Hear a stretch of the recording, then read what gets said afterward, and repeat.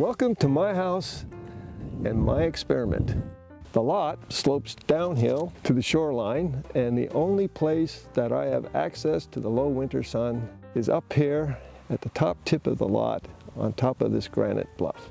In 1977, with only a few years of experience, I built phase one, which is behind me here, over to the granite sail. The windows are oriented to the southeast. This is not ideal for capturing the low winter sun. It's one of the lessons that I learned from this and the other experiments that I've done over the years.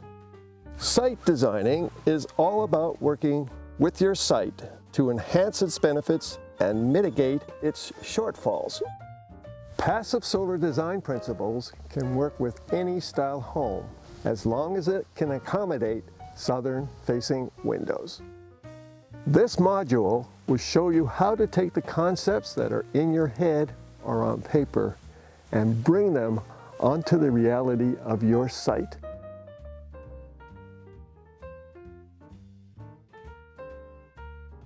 In 1985, I took what I had learned and I built phase two. It encloses the face of the granite bluff to a large area of south-facing glass, and now that granite becomes passive solar heat storage. Because we get high wind here, I decided to slope the glazing to deflect the wind up and over. But slope glazing creates summer overheating. It's great for the winter. Fortunately, we get the ocean onshore breezes here in the summer to mitigate that situation. I built an air recirculated heat storage slab system into the foundation. You will find this explained in my solar construction. The only place on my site with any depth of soil is right here. And so I dug, but it turned out to be a dry well. And so I turned it into a cistern. And then I built a solar woodshed on top of it. Now the rain and dirt that comes off the roof is put aside, and the remaining water is then filtered on the way to the cistern, and it's filtered on its way back. And in 40 years, I've never run out of water. You need to take what you have on paper and bring it on to the site. There, you can lay it out, you can rotate it, you can shift it, and you can make sure it's going to work. The seasonal sun cycle limits your gain in the winter, but more importantly, increases the amount of gain in the summer, contributing to summer overheating. It is essential to understand the seasonal weather patterns of hot and cold, of wind-driven rain and snow, storms and hurricanes on your site. The first thing is to develop an awareness and understanding of the sun cycle for all seasons. A compass is a good thing to start with. The compass method works even on a cloudy day when you cannot see the sun. It is useful to have a compass with a rectangular base to help you align and place stakes and markers for the south face of your home. The needle of your compass points to the magnetic pole, which is not true north.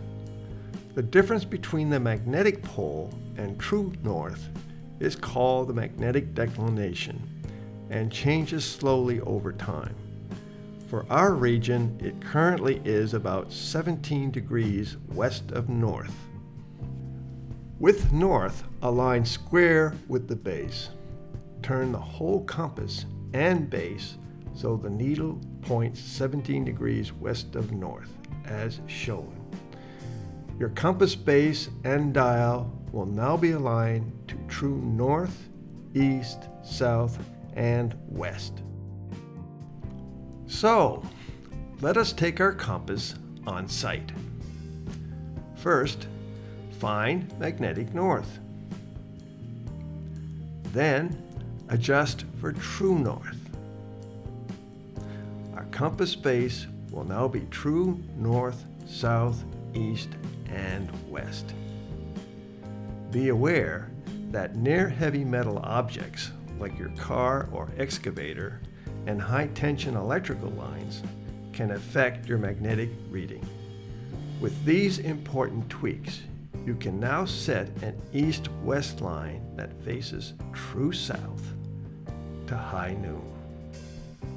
Your view may not be due south. With your compass base aligned true south, look at your compass dial to sight your view and determine how far it is off of south. Since the Earth rotates 15 degrees every hour and your compass is set to high noon, you can now relate your view angle to hours. 15 degrees is 1 hour, 30 degrees is 2 hours, etc. There are lots of apps available for your cell phone that allow you to use it as a compass. Be sure that it is giving you true north for your location and not just magnetic north. Let's say it's a sunny day and you want to find solar south, when the sun is at its highest point on its journey across the sky. To do this, you need to know the total time the sun has been above the horizon, the time from sunrise to sunset. Your daily newspaper, Weather Channel, or Environment Canada will give you these times. Take half the total hours and add them to the time of sunrise to calculate high noon. This will be when the sun is at true south. From there, you can begin to get a feel for the site. You can begin to see how to address site concerns such as views and solar obstructions. You can use obstructions to shade you from the high, hot summer sun, but not when they're going to block significant amount of your winter gain from the low winter sun.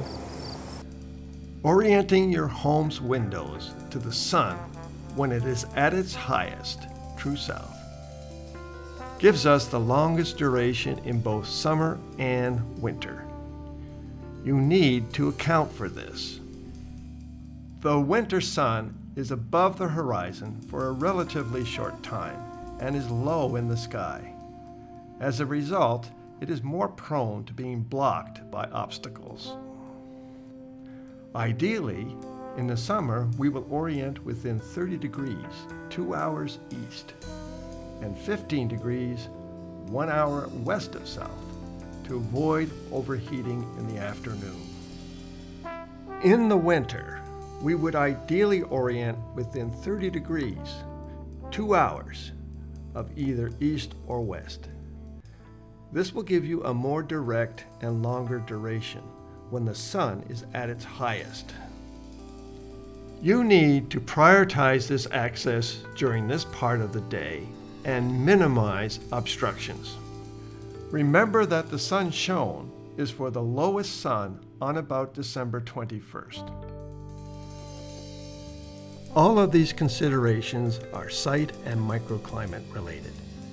You may already have a home design concept that works for your needs, and it may work for solar orientation and views.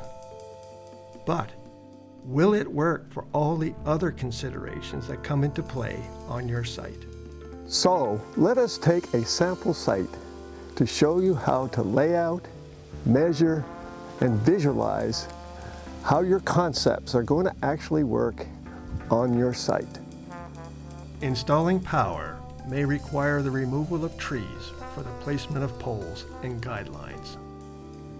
Consider this early to minimize damage and to figure out how the services will enter your home, overhead or underground. Also to be considered is the future installation of photovoltaic panels, preferably on the ground. You will need to run conduit from your panel to where they will be located. Another consideration for your site is having access for vehicles. Vehicles have many requirements that take up a lot of space. Measuring them out and marking their outlines will help you visualize how they are going to work and impact your site.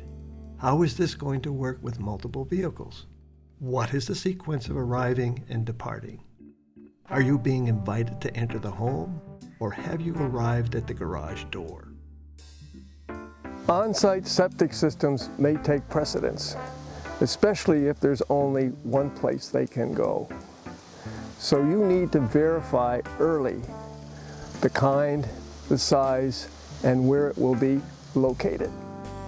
Once you know this, you can now place your drilled well 15 meters away or your dug well 30 meters away.